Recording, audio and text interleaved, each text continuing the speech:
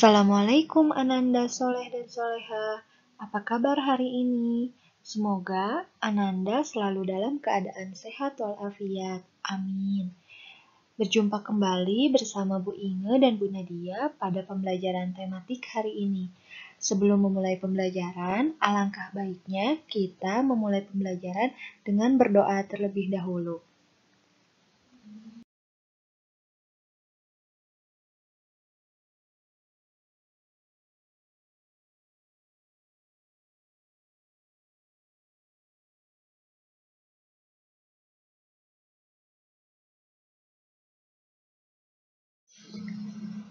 Hari ini kita akan belajar mengenai tema 3, subtema 4, keajaiban perubahan wujud di sekitarku, pembelajaran 5 dan 6. Pada pembelajaran sebelumnya, Ananda sudah mempelajari tentang kata baru dari syair lagu Hujan, ciptaan Ibu Sud. Hari ini, kita akan melanjutkan materi tentang menyusun informasi tentang perubahan wujud benda dalam bentuk bagan. Informasi tentang perubahan wujud benda dapat diperoleh dari sebuah teks. Kita dapat menyajikan kembali informasi tersebut dalam bentuk bagan. Langkah-langkahnya adalah sebagai berikut. Yang pertama, bacalah teks dengan cermat. Lalu yang kedua, carilah informasi penting dari sebuah teks. Yang ketiga, susunlah informasi penting tersebut secara urut. Selanjutnya, tuliskan informasi tersebut dalam bagan sesuai urutan informasi.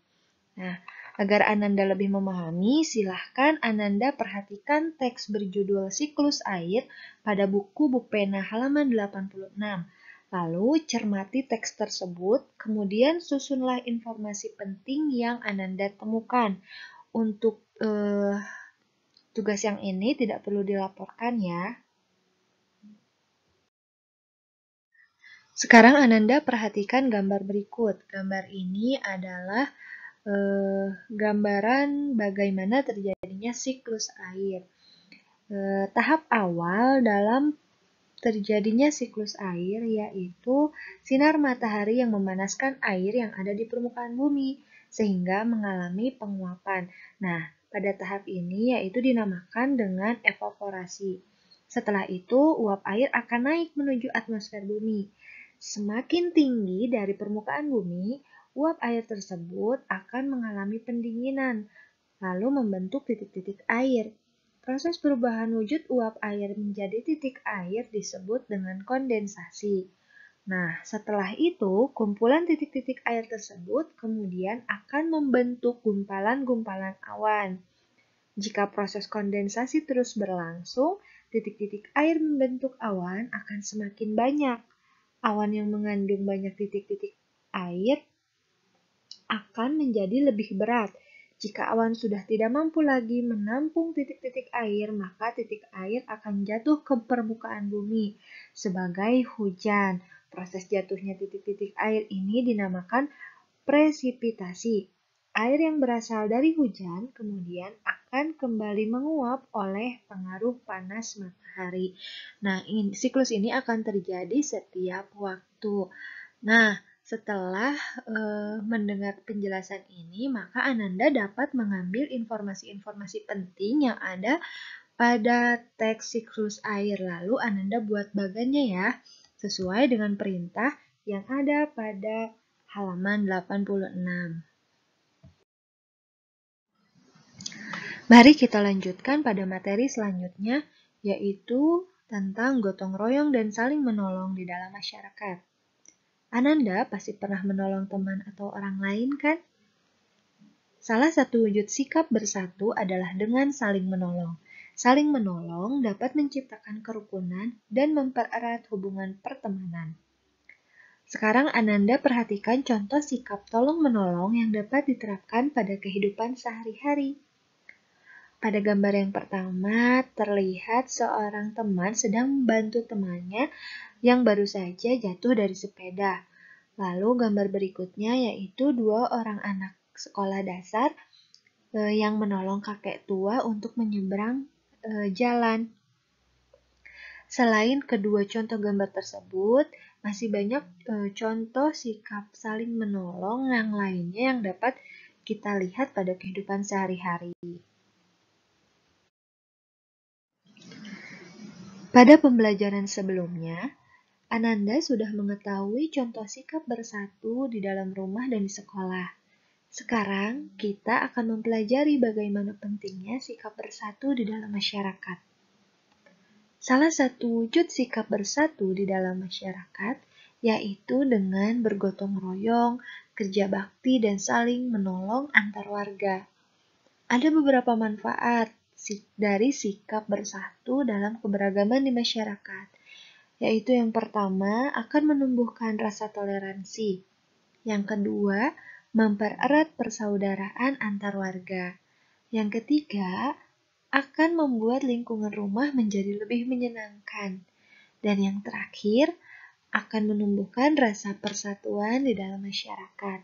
Nah, sekarang kita lihat gambar di samping sebagai contoh kegiatan tolong-menolong dan bergotong royong di masyarakat. Gambar yang pertama yaitu masyarakat bersatu dalam melaksanakan kerja bakti. Gambar yang kedua, masyarakat bersatu untuk membantu warga yang sedang kesulitan. Nah, sekarang Ananda kerjakan tugas KD 3.4. Silahkan Ananda kerjakan, ayo berlatih pada buku Bupena halaman 91. Ini dilaporkan ya, nanti Ibu buat assignment-nya. Nah, kita lanjutkan pada materi selanjutnya ya Ananda semua. Kemarin Ananda sudah belajar mengenai penjumlahan dan pengurangan satuan waktu.